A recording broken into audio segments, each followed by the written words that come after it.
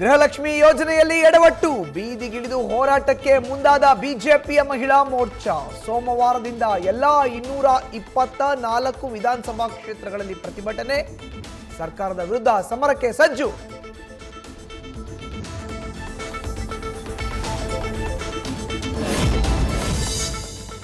ಬಿಕ್ಲು ಶಿವನ ಕೊಲೆ ಕೇಸಲ್ಲಿ ಶಾಸಕರಿಗೆ ಢವ.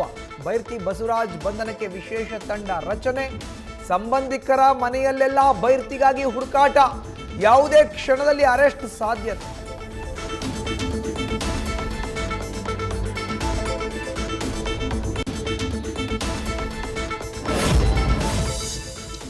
ಕರ್ನಾಟಕದಲ್ಲಿ ಅತಿ ದೊಡ್ಡ ಸೈಬರ್ ವಂಚನೆ ಕೇಸ್ಗೆ ಟ್ವಿಸ್ಟ್. ವಂಚಕನ ಅಕೌಂಟ್ನಲ್ಲಿ ಇದ್ದಿದ್ದು 150 ಕೋಟಿ ಅಲ್ಲ, ಬರೋಬ್ಬರಿ 1000 ಕೋಟಿ. ದಾವಣಗೆರೆಯ ಸೆನ್ ಪೊಲೀಸರ ವಿಚಾರಣೆಯಲ್ಲಿ ಸತ್ಯ ಬಯಲು, ಸಿಐಡಿಗೆ ಪ್ರಕರಣ ಹಸ್ತಾಂತರ. ಮಂಡ್ಯದ ಹೊಂಬಾಳೆಗೌಡನ ದೊಡ್ಡಿ ಗ್ರಾಮದ ಮನೆಯಲ್ಲಿ ಹರಿದಿದ್ದ ನಿಗೂಢ ನೆತ್ತರಿನ ರಕ್ತ ರಹಸ್ಯ ರಿವೀಲ್. ಮನೆ ಮಾಲೀಕನ ರಕ್ತವೇ ಅನ್ನೋದು ಬಯಲು. ಆರೋಗ್ಯದ ಸಮಸ್ಯೆಯಿಂದ ಬಳಲ್ತಾ ಇದ್ದಂತ ಕಾರಣ ಓನರ್ ಸತೀಶ್ಗೂ ಗೊತ್ತಾಗ್ತಾ ಇದ್ದಂತೆ ಚಿಮ್ತಿದ್ದಂತೆ ಬ್ಲಡ್.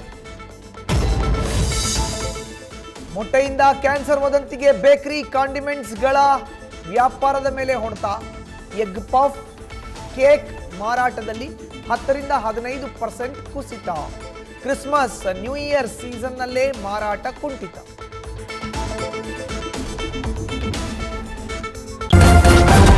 ನ್ಯೂಸ್ ಫಸ್ಟ್, ನಿರ್ಭೀತಿಯಿಂದ ನಿಮ್ಮ ಪರವಾಗಿ.